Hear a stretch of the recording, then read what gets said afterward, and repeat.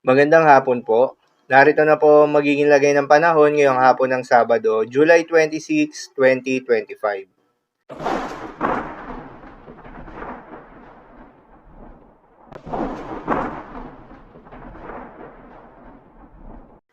Sa kasalukuyan at ayon sa pag-asa, si Bagyong Emong ay nakalabas na ng Philippine Area of Responsibility habang patuloy pa rin nakakaapekto itong southwest monsoon o hanging habagat sa malaking bahagi ng ating bansa.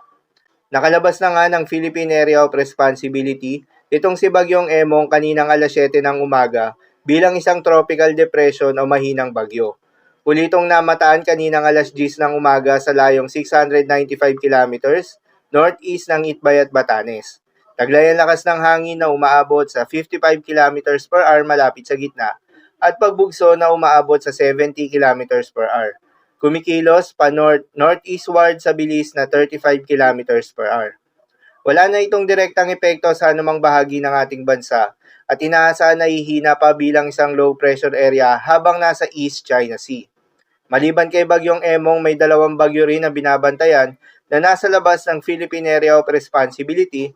Ito ay si Bagyong Francisco na dating si Bagyong Dante na huli namang namataan sa layong 655 kilometers north ng Itbay at Batanes na bilang isang tropical depression. Habang yung isang bagyo naman na nasa labas din ng Philippine Area of Responsibility na may international name na Rosa at isang tropical storm category ay huli namang namataan sa layong 2,325 kilometers east ng Northern Luzon.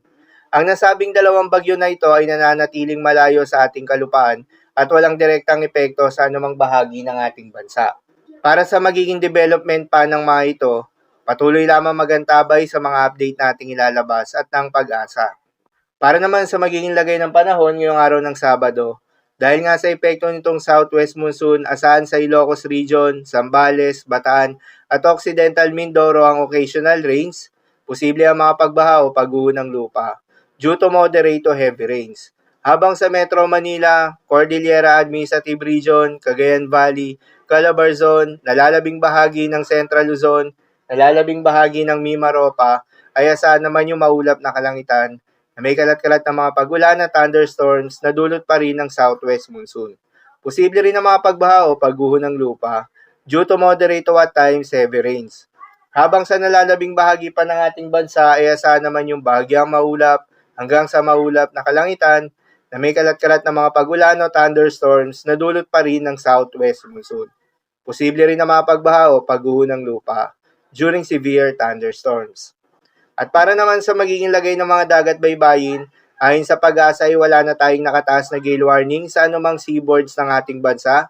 Ngunit pinag-iingat yung mga papalaot na mga kababayan nating mangingisda at yung may mga maliliit na sasakyang pandagat sa may western at northern seaboards ng Luzon.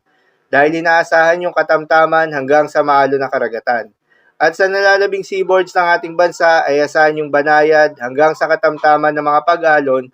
Ngunit iba yung pag-iingat pa rin, lalo na kung meron tayong offshore thunderstorms activity, asahan yung paglakas ng hangin at kaakibat nito ay pagtaas rin ng mga pag-alon. So, yun lamang po para sa lagay ng panahon ngayong araw ng Sabado. Keep safe everyone.